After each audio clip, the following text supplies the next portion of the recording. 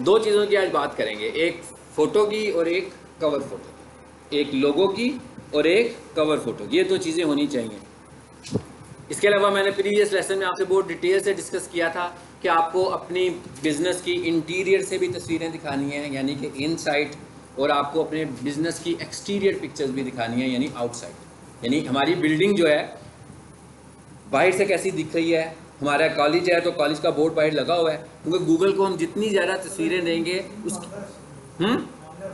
आपने मांग ली है ना ये चीज़ें। हाँ,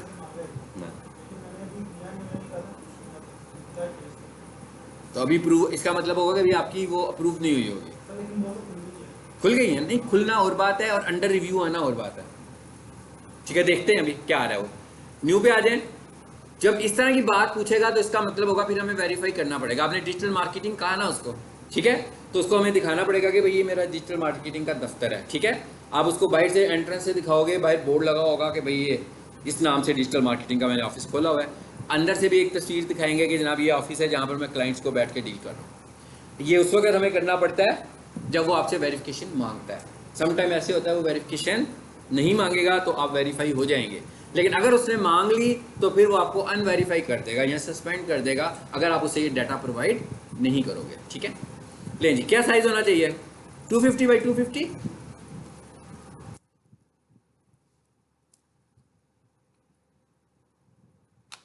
पिक्सल देख लें, 72 आ रहे हैं, इसे और बेहतर कर लेता हूँ मैं थोड़ा सा, 200 पिक्सल्स कर दिया मैंने। इससे ज़्यादा फोटोशॉप नहीं आपने सीखना। ठीक है, सबसे पहले मैंने क्या बताया, मुझे एक इमेज चाहिए था 250 बाई 250 का, तो मैंने साइज ले लिया।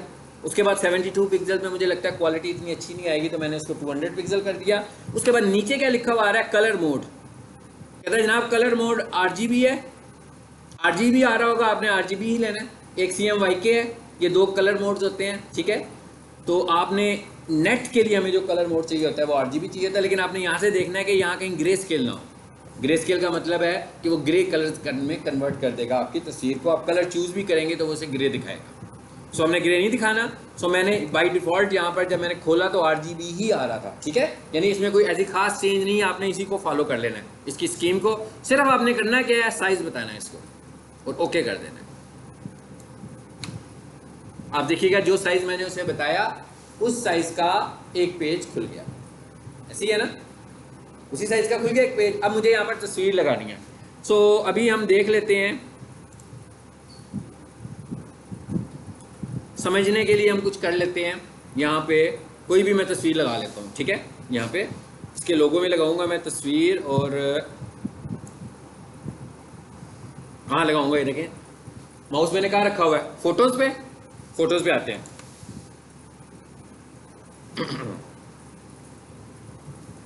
जी, समझ आ रही है बात की? लोगो लिखा हुआ आ गया ना, ऑलरेडी लगा भी हुआ है इस पे कोई लोगो। ठीक है, सो हम कह रहे हैं नहीं, हम इसको चेंज कर देते हैं। सर मैं आपको समझाने के लिए सारा प्रोसेस करने लगा। ओके, कहाँ जाएं जी? फोटोशॉप में जाएं, बल्कि नेट पे आ जाएगा थोड़ी देर के लिए। अब मैं यहाँ पे लिखने लगा हूँ ऑनलाइन सेलिंग लोगो। लोगो तो आपने खुद से डिज़ाइन करना है। अब अगर आप डिज़ाइन नहीं कर सकते तो बड़ा आसान सा तरीका है कि एक शेप बनाएं, उसके अंदर टाइप कर लें, उसको कलरफुल कर लें। ठीक है, सो आपकी जो कंपनी का नाम है वही आपका लोगो। आप देखते हैं ना ऐसे वेबसाइट ऐसी होती हैं, ब्लॉग की सूरत में आपका कंपनी का ही नाम लिखा होता है। जैसे यहाँ पर भी देखा था, आपने लिखा हुआ था कि चूंगा.pk लिखा हुआ था, सिंपली टाइप किया हुआ था। उसको कलरफुल कर लें जिस हद तक हम कर सकते हैं। ठीक है, ये बात ध्यान में रखनी है कि पहले दिन आप डिजिटल मार्केटर नहीं बन जाएंगे। ओके, स्लो फेज है, सब चीज़ों को आहिस्ता आहिस्ता सीखना है पहले, लेकिन जब आप इम्प्लीमेंट करना शुरू होंगे तो फिर आपको फ़ायदा होगा। चलें ये लिख लेते हैं जी। इससे हम एक आइडिया भी ले सकते हैं, जैसे ये P है तो हम इसको क्या कर सकते हैं, C है ना, चूंगा है ना हमारी वेबसाइट का नाम, तो हम उसको P की जगह पर आइडिया आपको दे रहे हैं, तो इससे C कर लें।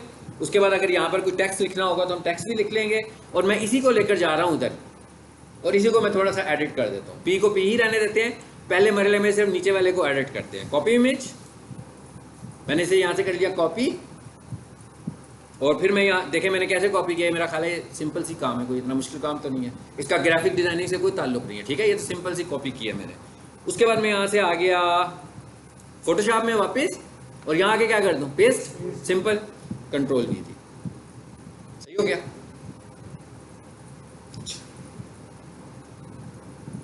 अभी इतना फोटोशॉप सीखा है आपने, एक न्यू पेज खोला है ना, अपनी मर्जी का साइज लिया और वहाँ से कोई एक इमेज ले आया हूँ जिसको मैं चेंज कर दूँगा। हम डिज़ाइनर नहीं है तो हम क्या करेंगे भाई, हम एडिट ही कर लिया करेंगे, ठीक है, खुद से। अदरवाइज वैसे तो डिजिटल मार्केटिंग का तो मतलब है ना, आपके पास टीम होगी, डिज़ाइनर भी होगा, सब लोग होंगे रहता रहता काम करने वाले। तो अभी हम देख रहे हैं कि वन मैन आर्मी के तौर पर कैसे काम करता है, ठीक है, उस तरीके से हम देख रहे हैं। जी, ये टूल्स हैं, इसमें से मैंने कुछ टूल्स आपको बताने हैं अभी पहले मरहले में। सबसे पहले तो मैं आपको एक पहला टूल बता रहा हूँ जी, इस पर लिखा हुआ आ रहा है मूव टूल। पहले टूल का नाम है मूव टूल, एरो से बने हुए हैं साथ। जैसे ही मैं इस पर क्लिक करता हूं तो आप देख रहे हैं वो सिलेक्ट हो गया। सिंपली समझ आ रहा होगा क्या करना है भाई, मूव कर लो, लेफ्ट राइट ऊपर नीचे जो दिल करता है कर लो। ओके, अभी भी इमेज बड़ा है हमारा, जो मैंने अपना साइज लिया था उससे बड़ा है, मैं इसको थोड़ा छोटा कर लेता हूं। चलो, मैं इसमें वापस ले आया इसी में, ठीक। मूव, आप देखते हैं ना, आगे चलते हैं आहिस्ता आहिस्ता जी, आगे इधर तक मैं करने लगा हूँ कंट्रोल 0, देखते हैं क्या होता है। क्या हुआ, थोड़ा सा बड़ा हो गया, ठीक है ना, कोई मेन्यू में नहीं जा रहा, कहीं नहीं जा रहा, सीधे सीधा तरीका बता रहा हूँ। अब ये कंट्रोल 0 मैंने बताया, मेरी वीडियो में नजर आएगा, कोई नोट अगर करने की नहीं ज़रूरत, आपको लगता है कि नोट किए बगैर भी ठीक है काम, फाइन, मुझे कोई प्रॉब्लम नहीं है। लेकिन ये है कि कल कोई मुझसे ये तरीका दोबारा नहीं मैंने बताना, ठीक है। मैं I am not taking foundation classes, ठीक है, सो मैं फाउंडेशन की क्लासेस नहीं लेता हूँ, सो इसलिए मेरे पढ़ाने का स्टाइल थोड़ा डिफरेंट है। मैं ये समझ रहा हूँ कि मेरे इंटर्नीज बैठे हुए हैं मेरे सामने, मैं उन्हें काम करने का तरीका सिखा रहा हूँ, उन्हें तरीका आ जाना चाहिए, ठीक है। सो मैं आपको नहीं कहूँगा कि आप इस तरह सीखें, इस तरह सीखें, याद करके आएँ, नहीं, आपको जस्ट टास्क परफॉर्म करना है। रिकॉर्डिंग कर रहे हैं, ठीक है, वीडियो होगी चैनल के ऊपर, सुन लीजिएगा एक दफ़ा 2 दफ़ा जिनको, और जो प्रीवियस वीडियोज़ हैं वो भी हैं, आप वो भी सुन लीजिएगा। और जो चैनल का लिंक मैं दूंगा उसके ऊपर मेरी ऑलरेडी काफ़ी सारी क्लासेस हुई हैं डिजिटल मार्केटिंग की, ठीक है। एक नेपटेक का हमारा बैच चल रहा है, वो 3 महीने का हो चुका हुआ है, उसकी बहुत ज़्यादा वीडियोज़ हैं, यानी कि वो चीज़ें जो आपने आगे जाकर पढ़नी है वो भी हैं उसमें। एक आप ही की तरह का बैच एंड होने वाला है, उसकी भी बहुत सारी वीडियोज़ उस पर मौजूद हैं, और इसी तरह अब आपकी सीरीज़ भी बनती जाएगी उसमें। और आपके जो मैं लेक्चर ले रहा हूँ इसका मैं नाम रख दूंगा, जून का बैच है आपका, ठीक है। तो मैंने प्ले लिस्ट बनाई हुई है, उस पर एक नेपटेक की प्ले लिस्ट होगी, एक MWF की प्ले लिस्ट होगी, और एक आपकी होगी जून के नाम से।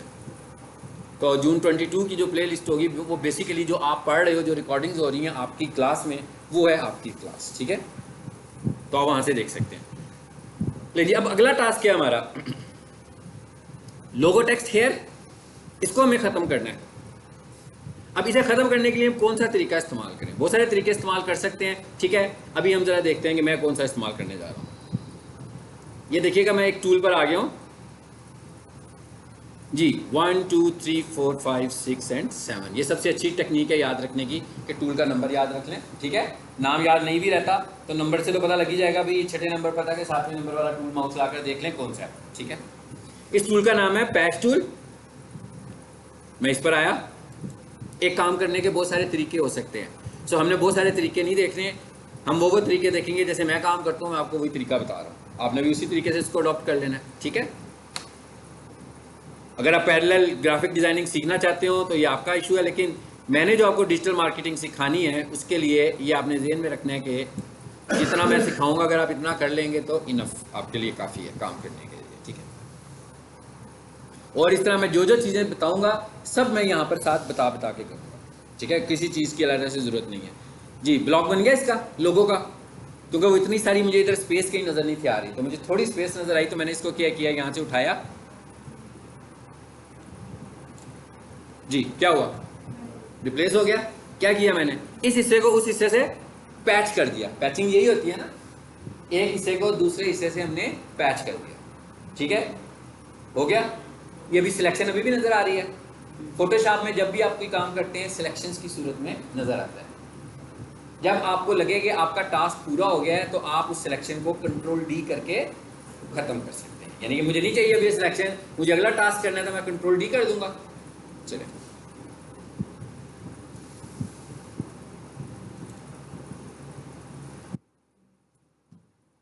खत्म हो गई,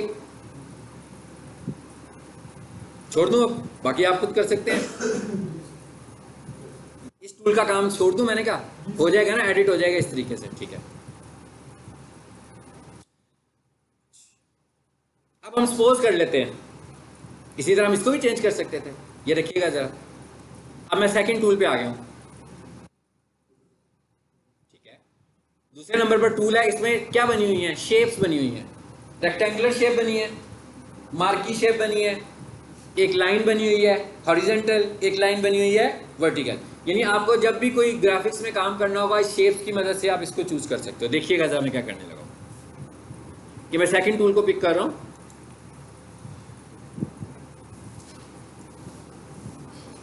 जी ले ली मैंने सिलेक्शन, थोड़ी सी मॉडिफाई होनी है, सिलेक्शन को हमें मॉडिफाई करना पड़ेगा ना, मैं उसके ऊपर फिट करना चाह रहा हूं इसको, तो मुझे थोड़ी सी सिलेक्शन मॉडिफाई करनी पड़ेगी, ऐसे ही है। पता लगे सिलेक्शन कैसे ली है, ठीक है। हर तरह की सिलेक्शन ले सकते हैं, कहीं पर अगर आपको रेक्टेंगल की जरूरत पड़ेगी तो उसकी भी ले सकते हैं आप। अच्छा, अब हम कहाँ जाएं, ये ऊपर क्या लिखा हुआ आ रहा है, सिलेक्ट का एक मेन्यू नजर आ रहा है, ठीक है, आ रहा है ना, जहाँ मैंने माउस रखा हुआ है, इस पर क्लिक करते हैं।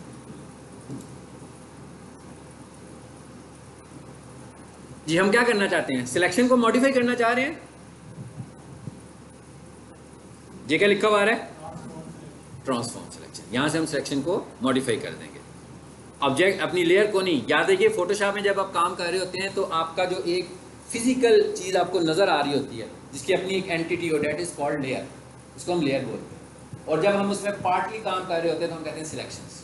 जब मैं पूरी किसी चीज़ की बात करूँगा तो मैं लेयर की बात करूँगा, और जब मैं उसके कुछ हिस्से की, इवन एक पिक्सल की बात भी करूँगा तो हम पिक्सल्स में बात करेंगे। ले जी आ गई है ये, मैं इसको यूँ पकड़ता हूँ, इधर कर देता हूँ, थोड़ा सा देख लें ज़रा, हो रही है।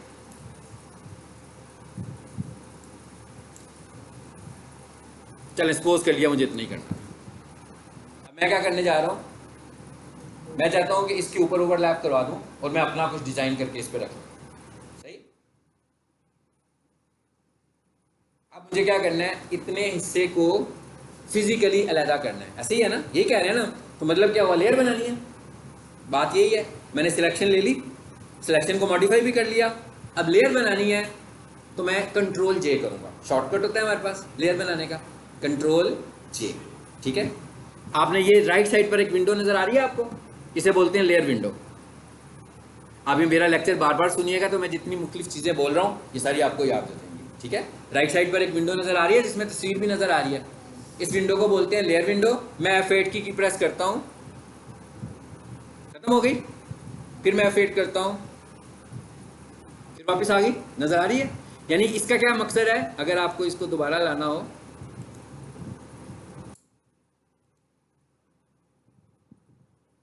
सॉरी F7 होता है रखा है, F7 नहीं जी, F7 किया, फिर आ गई है वापस।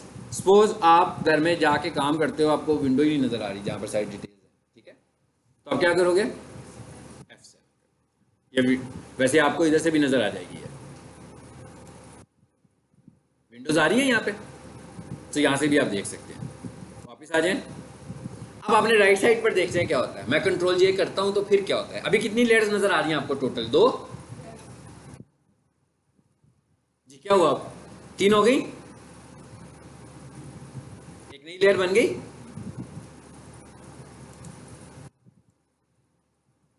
एग्जैक्टली उसी तरह की एक बन गई लेयर उसके ऊपर, समझ आ गई बात की।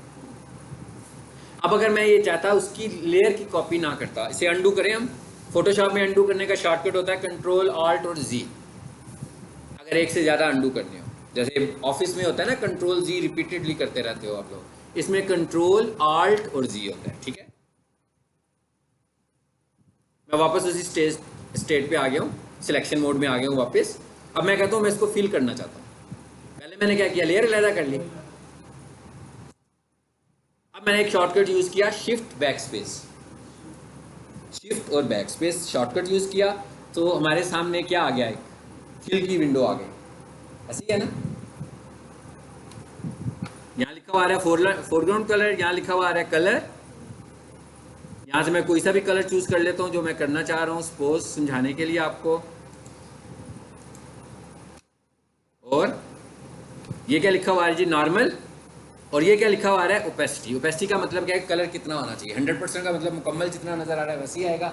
50% करूँगा तो क्या होगा, उसकी ओपेसिटी कम हो जाएगी कलर की। ठीक है, फिलहाल हम इसी तरह कर लेते हैं। चलो जी, अब ओवरलैप कर दिया हमने, कलर आ गया इसके अंदर। अब मैंने क्या किया साथ, कंट्रोल जे, पहले भी यही किया था। अब क्या हुआ, इससे ओवरलैप हो गई इसके, समझ आ गई बात, ठीक हो गया, यानी छोटा मोटा काम करना आ गया। सपोज करते हैं ये हमारा बन गया लोगो। अब हमने इसको लगाना है जाकर बिजनेस प्रोफाइल, लोगो के तौर पे लगाना है। अब हमें क्या करना पड़ेगा, इसको सबसे पहले सेव, ओके, फाइल, और यहां से आप आ जाओगे सेव एज। इसे हमने क्या बनाना है, इमेज। और प्रीवियस लेसन में हम पढ़ रहे थे कि जब आपने इमेज बनाना होगा तो यहाँ पीएनजी बना लेना या जेपीजी बना लेना, जेपैग बना लेना, ये था ना, मैंने आपको एक्सप्लेन किया था। सो हम यहाँ से फोटोशॉप नहीं बना रहे इसको। अब फोटोशॉप में और इमेज फॉर्मेट्स में क्या फ़र्क है। फोटोशॉप का ये फ़ायदा है कि मैं आपको ये फाइल बनाऊँ और आपको व्हाट्सएप कर दूँ तो आपके घर में फोटोशॉप होगा, आप इस पर डबल क्लिक करेंगे, ये फोटोशॉप में खुल जाएगी।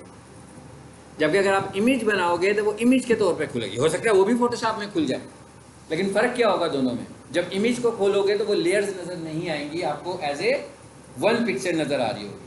अगर ये वाली फाइल खोलोगे और इसमें मैंने 10 लेयर्स बना के काम किया होगा तो आपके पास 10 की 10 लेयर्स आएंगी। उसका फ़ायदा क्या होगा, आप इसको एडिट कर सकते हो। समझ आ गई।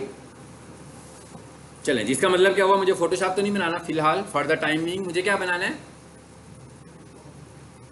मैं ज़्यादातर पीएनजी बनाता हूँ। ठीक है, सो हम इसे पीएनजी कर लेते हैं, पीएनजी का फॉर्मेट ज़्यादा अच्छा होता है। ठीक है, ओके, यहाँ पर आते हैं जी वापस, इसको किसी भी लोकेशन पर सेव कर लेते हैं।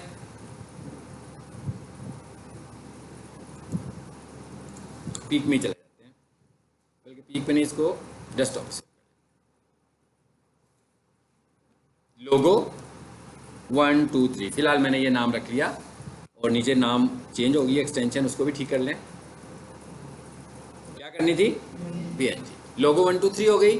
फाइल का नाम, आप लोग डिजिटल मार्केटिंग सीख रहे हैं इसलिए ये बात शुरू में ही हम कर लेते हैं कि फाइल नेम्स जब भी आपने रखने होंगे तो आपने नामों के दरमियान में स्पेस नहीं लाना। ठीक है, अगर आपको 5 वर्ड्स का नाम भी लिखना है तो इसका तो मतलब है 5 स्पेसेस आ रही हैं बीच में, तो आपने स्पेस की जगह पर फिर लिखना है लोगो डैश 1 2 3। समझ आई बात की, यानी आपने नाम के दरमियान में हमेशा डैश लगाना है, कभी भी स्पेस नहीं देनी है। ये भी ऑप्टिमाइजेशन का एक फैक्टर होता है, यानी आपकी जो फाइल नेम्स हैं उनमें स्पेस नहीं आना चाहिए। अगर आप लोग इंटरनेट यूज़ करते हो तो अक्सर आप किसी लिंक को कॉपी करें तो उसके आगे 20% लिखा हुआ आ जाता है लिंक के साथ। अगर नहीं किया तो कोई परेशानी वाली बात नहीं है, पता लग जाएगा बाद में। अगर कभी किसी ने इस चीज़ को देखा हो पहले से तो वो बेसिकली स्पेसेस होती हैं। स्पेसेस को आपने लिंक में नहीं लगाना, गूगल रिकमेंड नहीं करता। ठीक है, गूगल कहता है आपके जो फाइल नेम्स हैं ऐसे नाम होने चाहिए जो आपकी प्रोडक्ट बेस्ड नाम हो और उनके बीच में डैशेज होने चाहिए, स्पेसेस नहीं होनी चाहिए। ठीक है, स्पेस को कंप्यूटर शुरू से ही, जब से डॉस डिस्क ऑपरेटिंग सिस्टम बना था उस वक्त से कहता है भाई ये जो स्पेस है ना ये इलीगल कैरेक्टर है, ये कैरेक्टर मेरे लिए एक्सेप्टेबल नहीं है। तो अभी तो हम ग्राफिक्स यूज़ करते हैं तो उसमें तो बिल्कुल ही नहीं है। ठीक है, कर दें इसको सेव डेस्कटॉप पे और ओके कर दिया। साइज भी मैनेज हो चुका हुआ था पहले ही। अब हम क्या करेंगे, इधर आएंगे और यहां से क्या करेंगे, लोगो में जाएंगे। आप मोबाइल से क्या एक्टिविटी कर रहे हैं, तो पर्सनल एक्टिविटी कर रहे हैं। अच्छा ठीक है, क्योंकि आपका कोई टॉपिक मिस हो जाएगा फिर आपको समझ नहीं आएगा ना। ठीक है, आपका आई कांटेक्ट मेरे साथ होना चाहिए जी। सिलेक्ट फोटो आ गया यहाँ पे,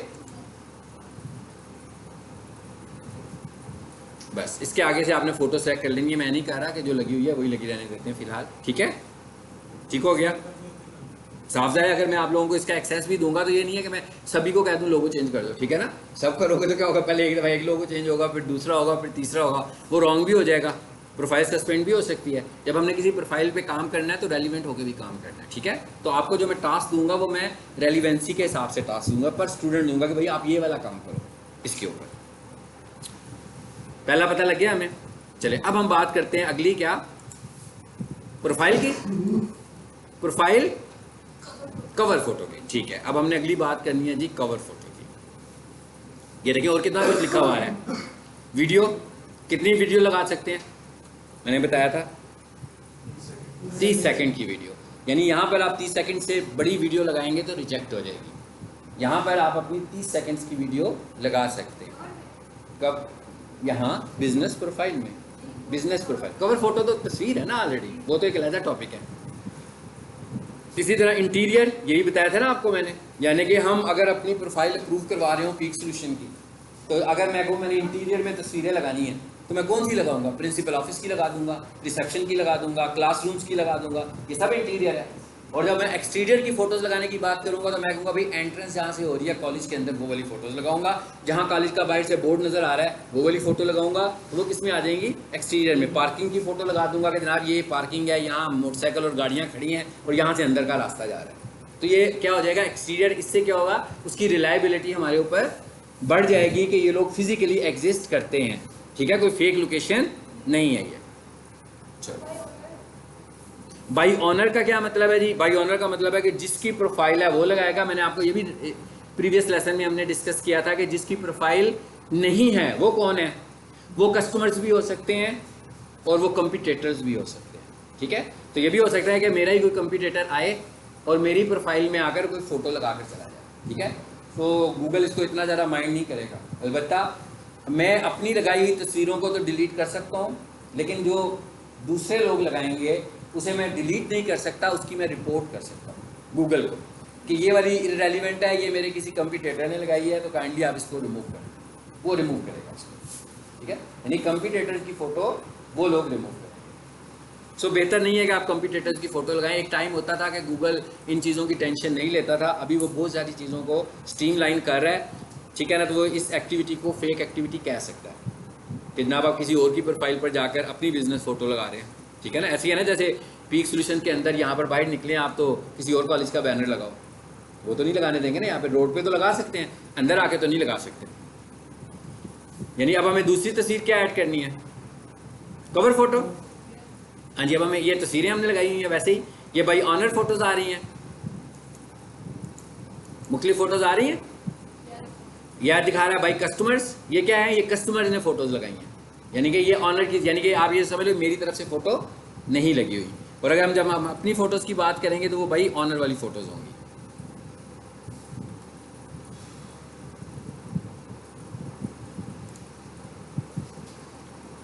जी, उसका क्या साइज होगा कवर फोटो का?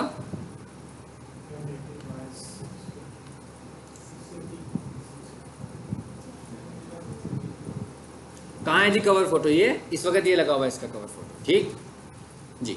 चेक कर लें जरा कवर फोटो का साइज भी। आप लोगों ने क्या लिखा हुआ है जो मैंने पिक्सल्स में बताना है? हम जब इमेज डिजाइन कर रहे हैं हम पिक्सल्स की बात कर रहे हैं। ओके, अब हम लिखते हैं गूगल, और मैंने आपको बताया था इसका प्रीवियस नाम क्या था? Google my business. गूगल, आपने इसके 2 लेसन मिस किए हुए हैं, ठीक है, आपने चैनल से सुनने हैं वो, उसमें आपको पूरा पता लग जाएगा गूगल बिजनेस प्रोफाइल है क्या। और उसमें एक मोबाइल वीडियो भी है चैनल के ऊपर जिसमें प्रोफाइल बनाने का तरीका भी लिखा हुआ है कि आपने मोबाइल से प्रोफाइल कैसे बनानी है, ठीक है।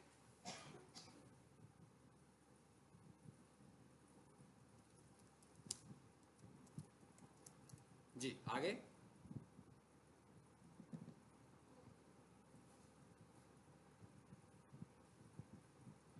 ये आ रहा है कवर फोटो नीचे गूगल माई बिजनेस, ऊपर क्या लिखा हुआ है? Resolution, minimum resolution this. जरा इससे लेटेस्ट इंफॉर्मेशन ले लेते हैं, ठीक है। इस पे आए, 1 महीना पुरानी।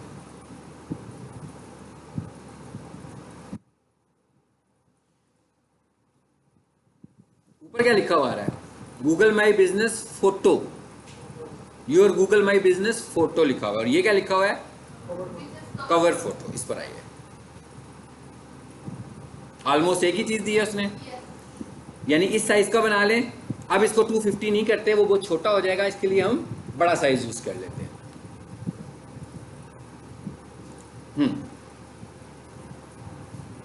क्या करें अब? आप लोग आगे ये सारा काम मैंने दोबारा से रिपीट कर देना, वही मैं वही काम मुझे रिपीट करना है ना, क्या करेंगे? हाँ बताएं क्या करना है, शाबाश बताएं, करें क्या, कहाँ से शुरू करूँ? फाइल में जाएं, न्यू में जाएं, यहाँ से हम लिखेंगे जी विड्थ और हाइट लिखा हुआ है। पहले वाला जो नंबर होता है वो विड्थ होती है और जो दूसरे नंबर पर होता है वो हाइट होती है। यानी अगर आपको वहाँ से आप गाइडलाइन ले रहे हैं तो पहले विड्थ और फिर हाइट। और यहाँ पर आपने पिक्सल्स भी चूज़ करने हैं। सम टाइम आपकी फाइल बहुत बड़ी बन जाएगी अगर गलती से यहाँ इंचेस लिखा हुआ या कोई और यूनिट हुआ, ठीक है। यूनिट भी चेंज करना है। 720 बाई 720, चलिए जिसको भी मैं कर रहा हूँ 200 पिक्सल।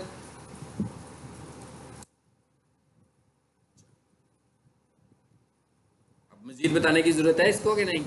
सब कुछ वैसे ही करना है इसका भी। अभी आपने फिलहाल इमेज भी वैसे ही बनाना है, अल्ट्रेशन भी अपनी मर्जी से कर लेनी है, ठीक है।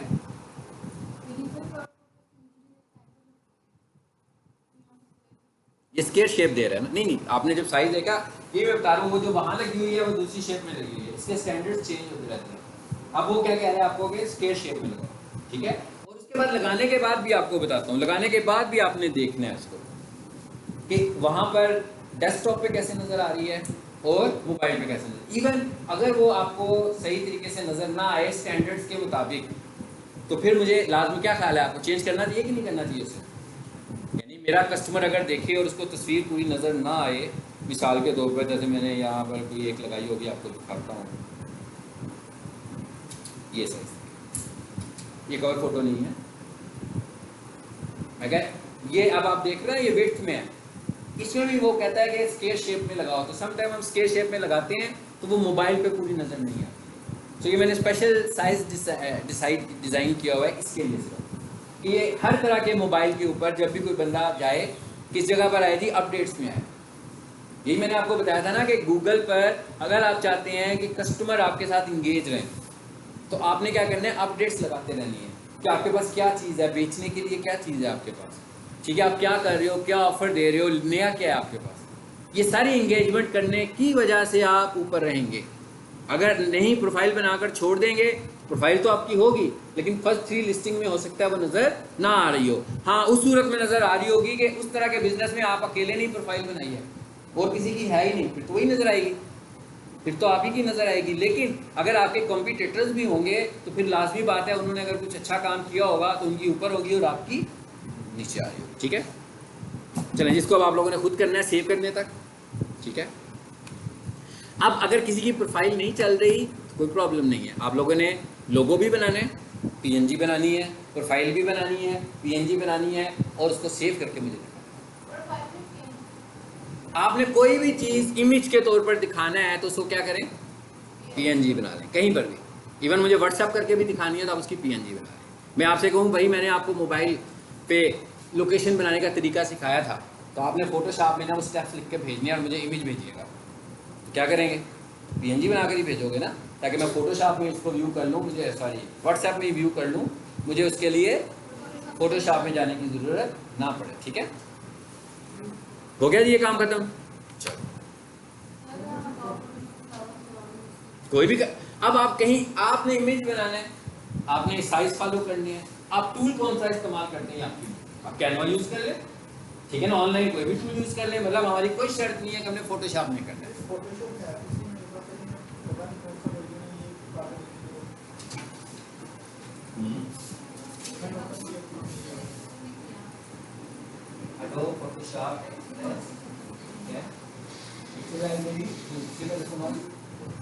कैमरा यानी फोटोशॉप है, फोटोशॉप आपके पास फाइल वाले से फोटोशॉप लिखो, आगे लिखा होगा फोटोशॉप सीएस, नहीं ये पूरा नहीं, ठीक है, ये कुछ कैमरा वगैरह उसका डाउनलोड हुआ है।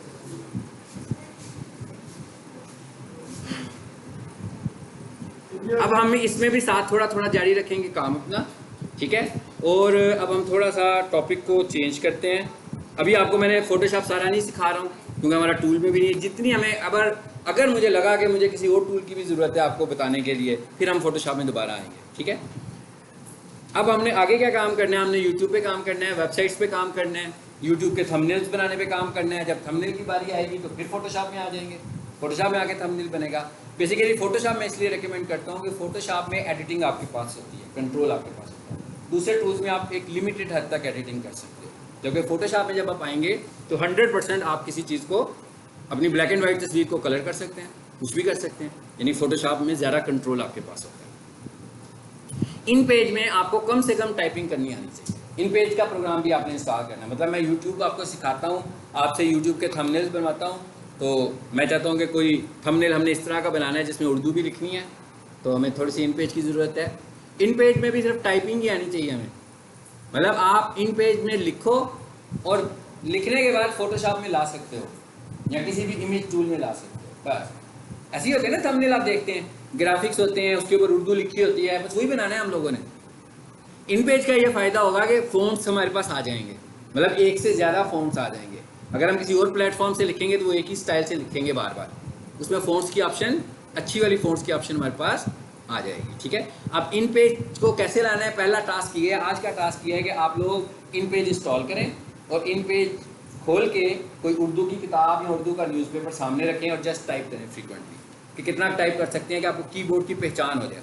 और इन पेज में हमने कोई नंबर ऑफ़ पेजेस नहीं लिखने, इन पेज में हमने जाके सब एक कैप्शन लिखनी है, बस ज़्यादा से ज़्यादा कैप्शन लिखने हैं ना हम लोगों ने उर्दू का। तो मतलब हमें बहुत ज़्यादा उसमें ऐसे टच टाइपिस्ट नहीं बनना, हमें कम से कम कीबोर्ड से पहचान करनी है कि भाई उर्दू लिखते हुए कहाँ कहाँ क्या क्या पढ़ा हुआ, बस इतना हमें इन पेज भी आना चाहिए।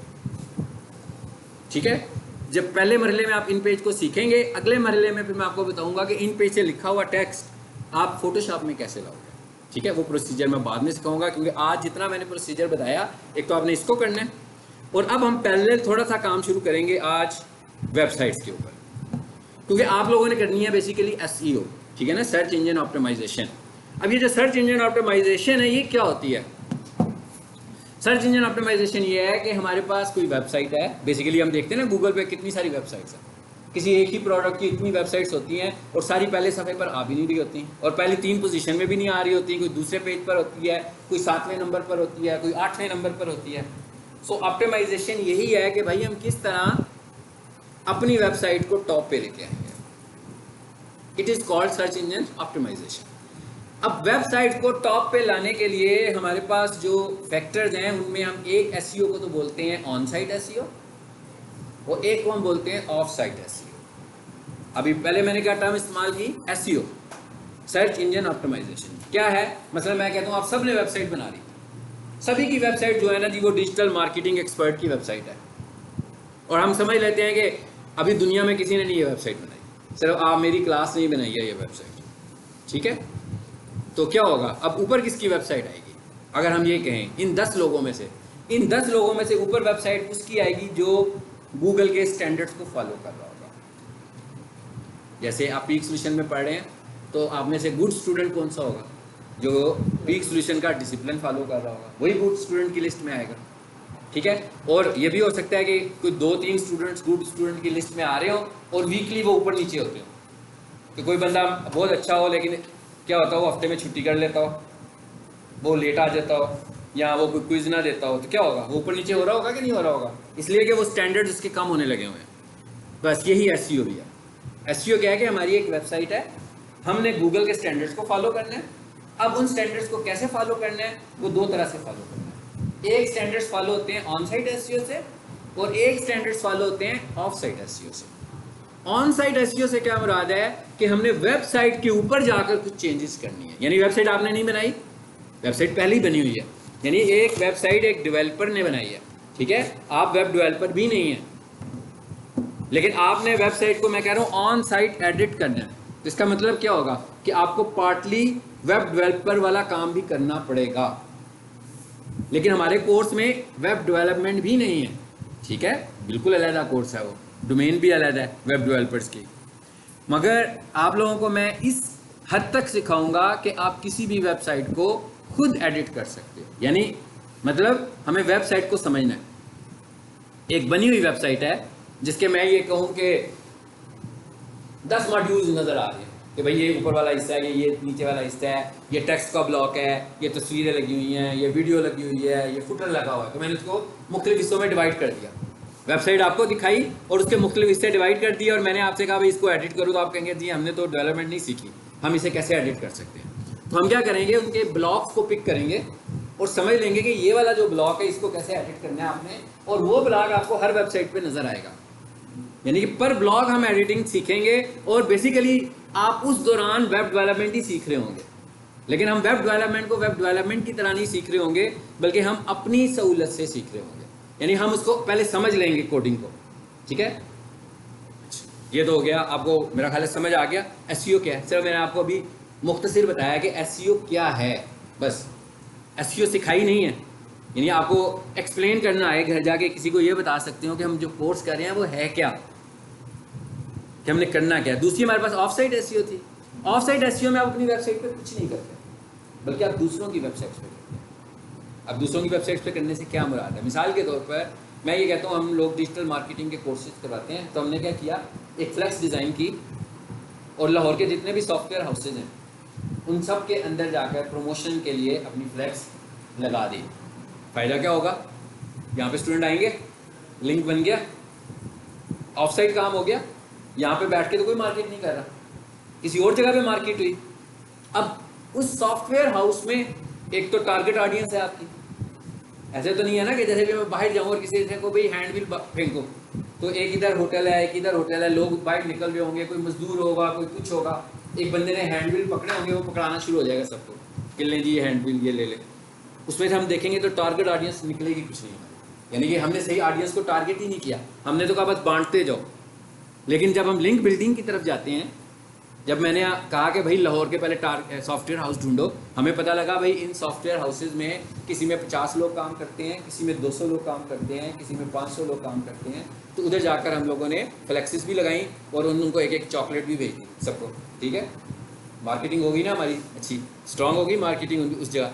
उधर से जो क्लाइंट निकलेगा वो पॉजिटिव क्लाइंट आपका निकलेगा, इसलिए कि वो ऐसे लोग होंगे, हो सकता है कि वहाँ वेब डेवलपर बैठा हो और उसे एसईओ का ना पता हो सकता है वहाँ एसईओ वाला बंदा बैठा हो उसे वेब डेवलपमेंट सही तरीके से ना आती हो सकता है वो सारे काम करने आते हो उसे गूगल एड्स ना लगाने आते हो। तो ये सारे कोर्सेज हैं जो हमने फ्लैक्स पे मेंशन किए हुए हैं, तो जिसने जो सीखना होगा वो यहाँ पे आ जाएगा। यानी अपनी ऑडियंस को टारगेट कैसे करना है आपने, ये कहलाती है लिंक बिल्डिंग। ये तो मैंने आपको एक एग्जांपल दी। अब वेबसाइट की लिंक बिल्डिंग क्या होगी, कि ऐसी पॉपुलर वेबसाइट्स जो कि लोगों की एक कुछ वेबसाइट है जो सिर्फ लिंक्स ही लगाती हैं, उनको हम बोलते हैं डायरेक्टरी सबमिशन वेबसाइट्स, ठीक है ना। उन पे क्या करते हैं हम, जैसे टेलीफोन डायरेक्टरी होती है, लोगों के नंबर लिखे होते हैं, इसी तरह जो डायरेक्टरी सबमिशन वेबसाइट्स होती हैं, लोकल लिस्टिंग वाली वेबसाइट्स होती हैं, उन पर क्या होता है, सिर्फ लोगों के बिजनेसेस के मतलब लिखा होता है। तो अगर मैं जाकर उस वेबसाइट पर अपना नाम लिखवा दूंगा तो उस वेबसाइट की तो एक अथॉरिटी है, उस अथॉरिटी की वजह से मुझे भी कुछ हिस्सा मिल जाएगा। It is called link building. ये वाला काम आपने अपनी वेबसाइट पे नहीं करना, बल्कि अपने सोशल सर्कल की मदद से ज़्यादा वेबसाइट पर जाकर अपने लिंक्स को ऐड करना है। समझ आ रही है बात की,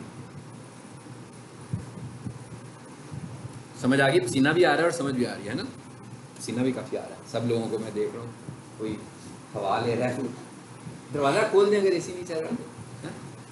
खिड़की भी मुझे लग रहा है लगी हुई है बंद हुई है, उस वजह से ज़्यादा आप लोगों को फील हो रहा है। खोल दें इसको, उसको भी खोल दें, इसे भी खोल दें, मेरा शायद कुछ हालात बेहतर हो जाए, थोड़ी देर हमने जो बैठा है, दैट्स गुड, ठीक हो गया। चलें जी, अब आपको मैंने एसईओ का कॉन्सेप्ट दिया, अब हम थोड़ा सा वेबसाइट्स का कॉन्सेप्ट लेते हैं कि वेबसाइट्स क्या होती हैं, वेबसाइट हैं क्या बेसिकली। मैं एक वेबसाइट ही खोल लेता हूँ।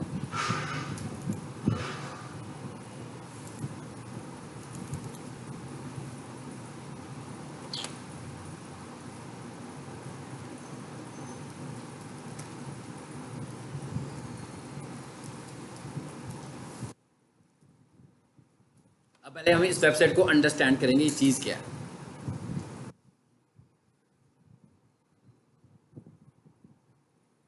जी नेट चल रहा है, ये वाला चला लेते हैं, अगर ये कुछ नहीं दिखा रहा मैं तो चलिए मैं अपना चला लेता हूँ, वो अपनी तरफ से तो चल रहा है मगर आउटपुट नहीं दिखा रहा।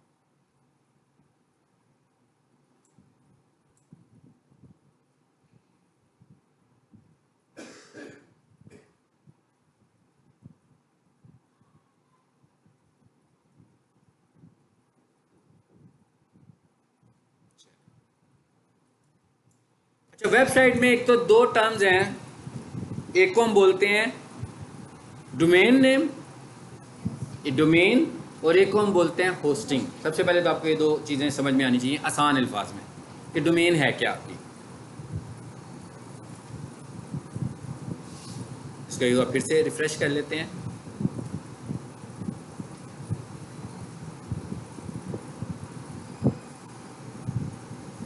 ये मैंने एक वेबसाइट खोल लिया।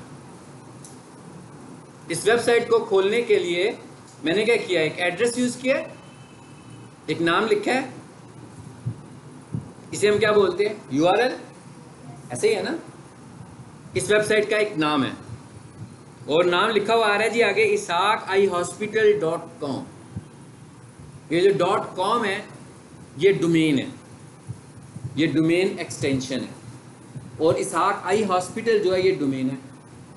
ये जिनका हॉस्पिटल है उन्होंने ऑनलाइन विजिबिलिटी के लिए अपना नाम परचेज किया इंटरनेट से, और इस नाम की जो लाइफ टाइम होता है वो 1 साल होता है मिनिमम।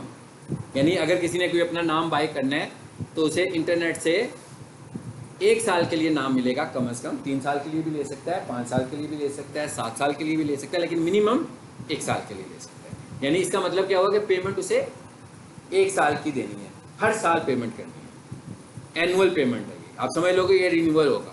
तो सबसे पहले आपने क्या करना है, अपनी डोमेन को परचेज करना है, और डोमेन परचेज करने से पहले आपने डोमेन सिलेक्ट भी करनी है। अब मिसाल के तौर पर आज की तारीख में अगर कोई बंदा के isaacihospital.com, वो ये कि जनाब एक और इसहाक आई हॉस्पिटल खुल जाता है कहीं पर भी दुनिया के किसी भी नुक्कर पे, और वो कहता है मैं भी अपनी वेबसाइट का नाम isaacihospital.com रखना चाहता हूँ, तो वो नहीं रख सकता, इसलिए कि ये नाम इस्तेमाल में आ चुका हुआ है।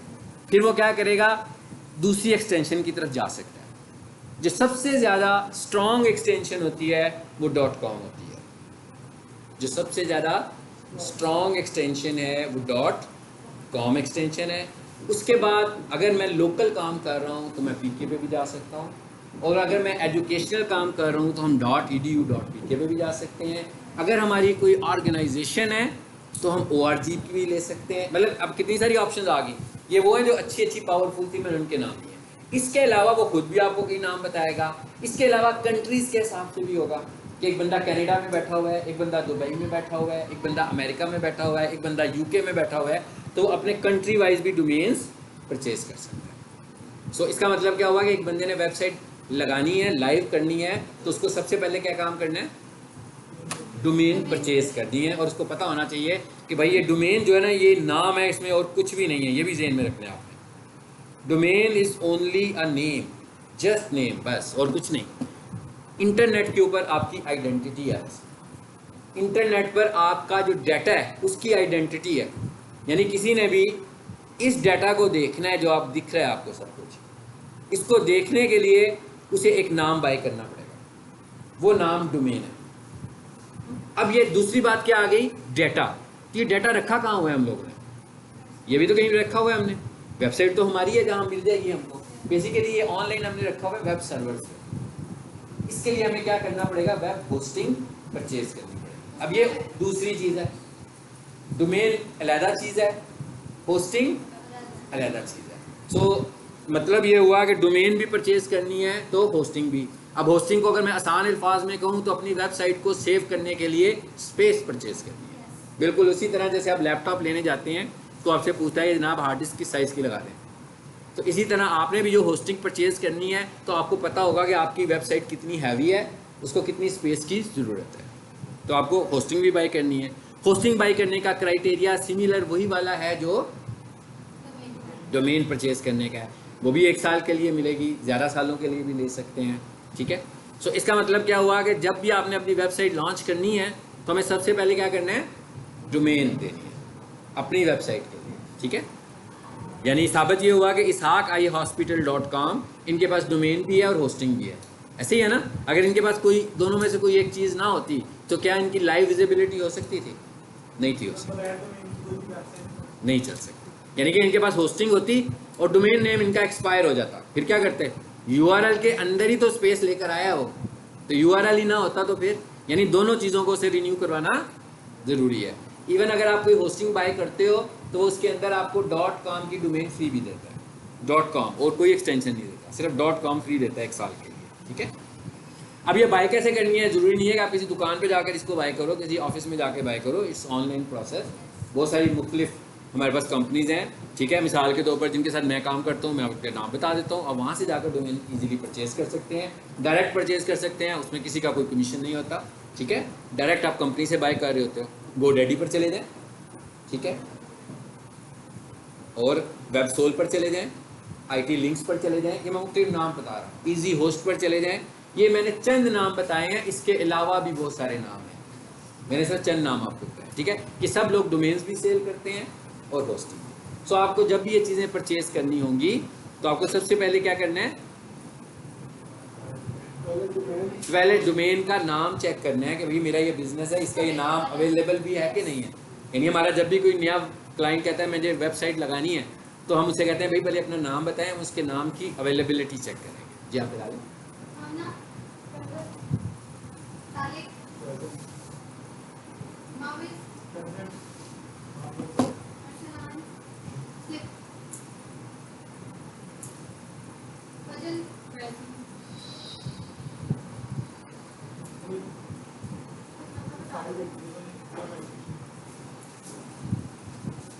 क्या चीज़ है?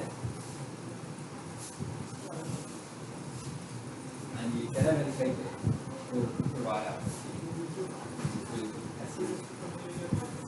इसको करने के लिए अगर तो आप फिजिकली अपने आप को प्रूव कर सकते हैं। देखिए मैंने भी आपको एक स्क्रीनशॉट भेजा था ना, जिसमें उसने कहा था फ्रेंड से वीडियो भेजो, अपने बिजनेस का लाइसेंस भेजो, जब भी वो आपसे वेरिफिकेशन मांगेगा तो ये सारी चीज़ें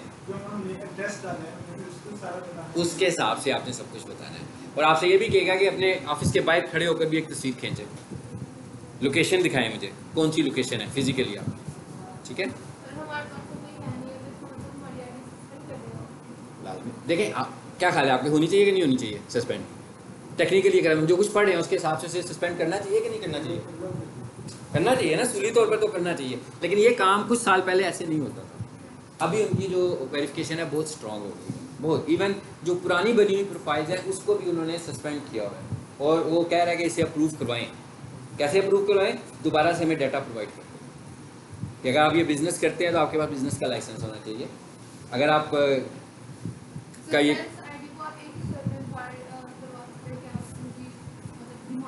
जी बिल्कुल, तभी लीगल होंगे ना, अदरवाइज तो उनके साथ फ्रॉड भी हो सकता है ना। मतलब कोई बंदा अब गूगल लिस्टिंग में शो हो और किसी से पैसे मांग ले और उसके बाद वो फ्रॉड कर ले, तो उसके बाद वो सीधी कंप्लेंट करेंगे गूगल को कि जनाब इसको तो हमने गूगल से एक्सेस किया था, तो आपने आपके ये आ रहा था, ये बंदा मुझसे फ्रॉड करके चला गया। तो वो पहले ये देखते हैं, कम से कम वो ये तो कह सकते हैं ये बिज़नेस फिजिकली एग्जिस्ट करता है, ये उसका लाइसेंस है, ये उसकी लोकेशन है, जो हमारे पास डाटा पड़ा हुआ है उसके हिसाब से, ठीक है। तो ये चीज़ें आहिस्ता आहिस्ता जो हैं उन्होंने इम्प्रूव की हैं। पहले तो ओपन होता था, कोई भी लोकेशन बन जाती थी पहले से।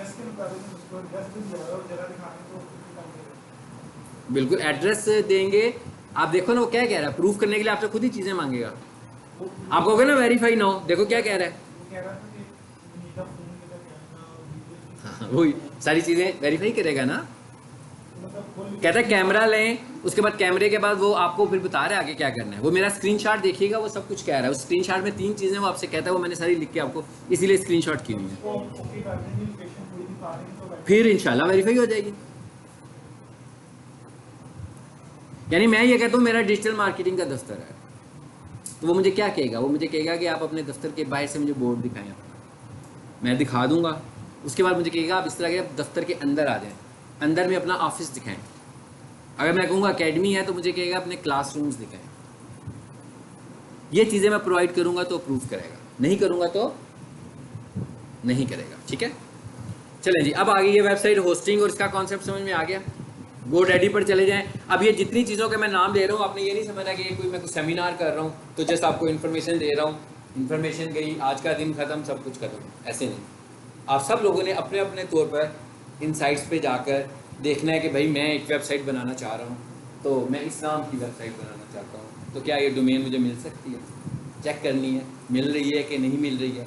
एक प्लेटफॉर्म पे नहीं करनी, ज़्यादा पे करनी है। जैसे मैंने कहा GoDaddy पे चले जाओ, मैंने कहा वेबसोल पर चले जाओ, मैंने कहा IT लिंक्स पर चले जाएँ, मैंने कहा ईजी होस्ट पर चले जाएँ, और इसके अलावा एक सर्वर सी के नाम से भी है, सर्वर सी SEAC, ये भी एक है, और बहुत सारी हैं। तो ये मैंने 4-5 तो आपको बता दी।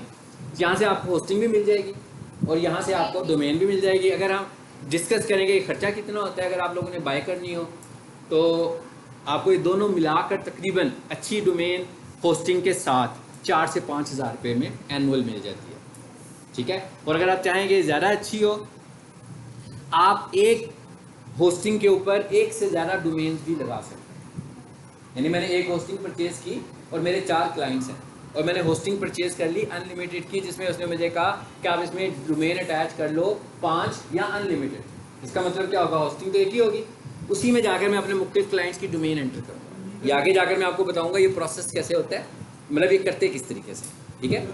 हाँ, ये बिल्कुल 100% हमने खरीदे, ये क्या किया ना उन्होंने। अब हम प्रोफाइल से बाहर आ गए हुए हैं।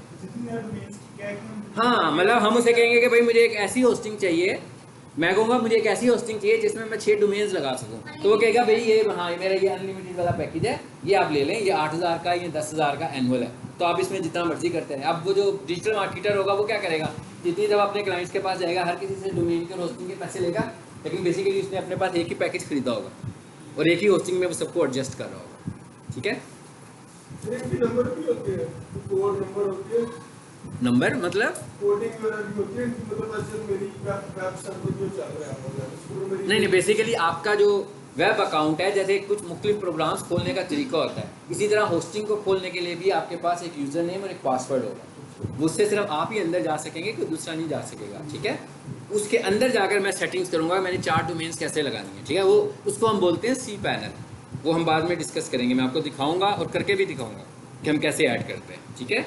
ये काम किसका होता है, हमारा काम नहीं है, लेकिन क्योंकि हम लोग SEO ऑप्टिमाइज़र हैं, तो हमारा जितना अच्छा नॉलेज इन चीज़ों का होगा उतने अच्छे हम बन सकते हैं। हम ये नहीं कह सकते कि हम डेवलपर नहीं है तो हम ये नहीं, हाँ अगर कोई बंदा मुझे कहे मेरी वेबसाइट तब्दील कर दो, तो मैं कहूँगा नो, मैं वेबसाइट चेंज नहीं करूँगा, ठीक है। मतलब मैं, हाँ, मैं आपकी वेबसाइट की SEO के लिए मुझे जो कुछ करना पड़ेगा मैं करूँगा, ठीक है। लेकिन अगर कोई मुझे कहे नहीं जी मुझे स्टाइल वेबसाइट का पसंद नहीं है, इसका तो मतलब है वो आपसे नई वेबसाइट बनवा रहा है, ठीक है ना। उसे कहेंगे जी वेब डेवलपर के पास जाए।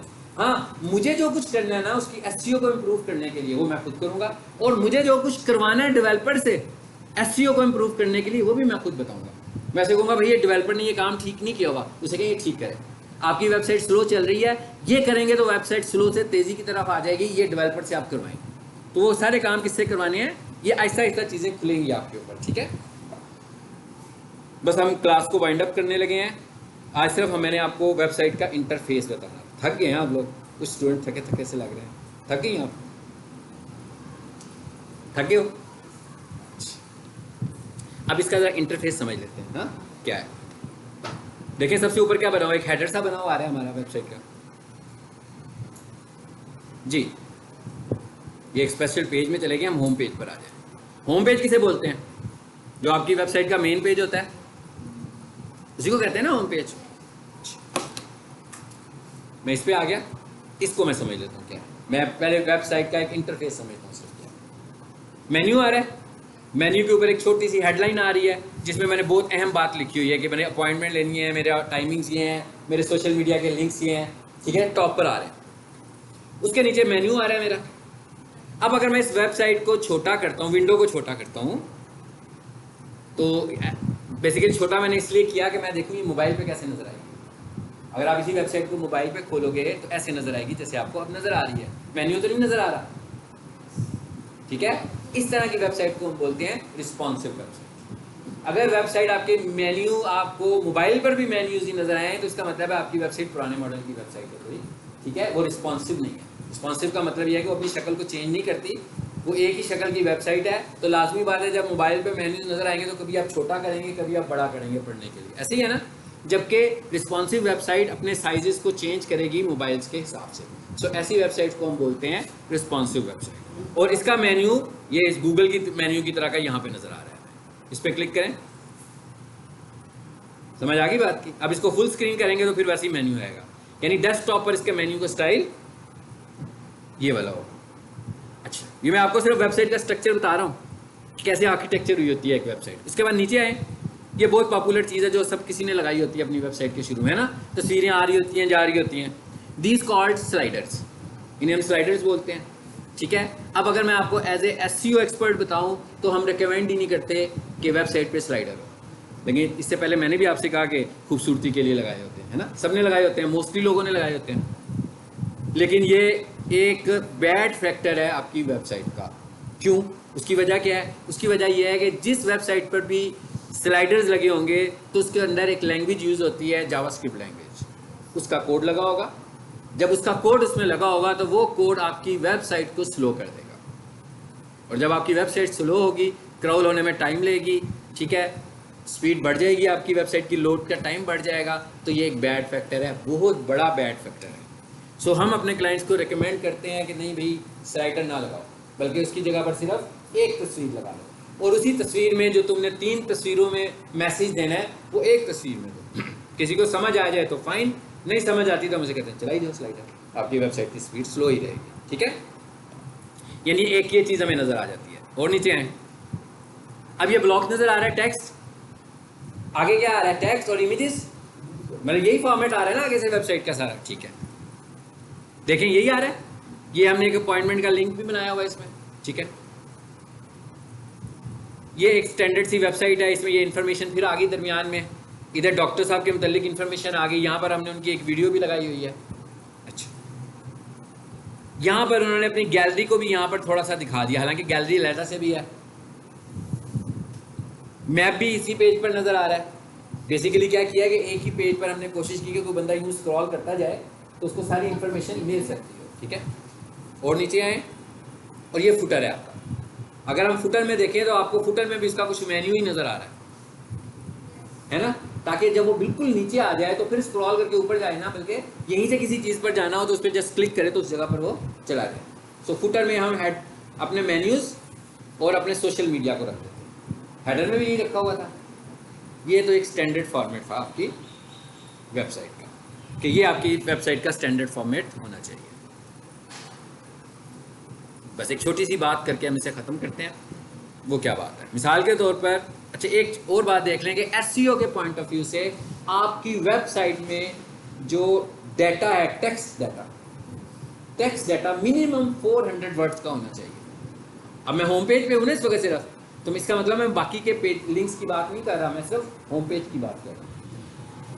इसके अंदर हम कहते होते हैं कि जो SEO में है, जो आपका टेक्स्ट है, जो आपका डाटा है, जो आपका कंटेंट है, इसके लिए मैं और आसान वर्ड इस्तेमाल कर लिए, जो आपका कंटेंट है, कंटेंट इज़ द किंग। यानी आप जितना ज़्यादा डाटा लिखोगे, मिसाल के तौर पर मैं ये कहता हूँ मेरे पास एक वेबसाइट है और वो कहते हैं भाई मुझे 5 कीवर्ड्स के ऊपर ऑप्टिमाइज़ करो, कि भाई कोई भी बंदा लिखे तो मैं उस पर नज़र आऊँ। फिर एकदम वो मुझे कहता है नहीं मुझे 5 पे नहीं, मुझे तो 20 पे करवाना है। अब आप मुझे बताएंगे अगर वेबसाइट एक जैसी ही बनी हुई थी तो पहले वो मुझे 5 कह रहा था, मैंने 5 करके उसे दे दिए, फिर उसने मुझे कहा 20 कर दो, तो आपको लगता है कि मैं उसी में 20 कर पाऊंगा? मतलब मेरे पास एक सफ़ा खुला हुआ है जिसमें मैं आपको YouTube ऑप्टिमाइजेशन सिखा रहा हूँ, उसके फ़ौरन बाद आपने मुझे कह दिया कि सर इस तरह करिए, अब हमें गूगल बिजनेस प्रोफाइल भी पढ़ा दें। इसमें से तो नहीं पढ़ा पाऊँगा, नहीं पढ़ा पाऊँगा ना, क्या करना पड़ेगा मुझे, और लिखना पड़ेगा, बिजनेस प्रोफाइल के मुतालिक भी लिखना पड़ेगा। यानी आपको जितने ज़्यादा कीवर्ड्स ऑप्टिमाइज करने हैं, आपको कंटेंट उतना बढ़ाना है अपना, और आपका कंटेंट जितना होगा आप उतने कीवर्ड्स लगा सकते हैं, क्योंकि कीवर्ड्स स्टफिंग नहीं कर सकते हैं।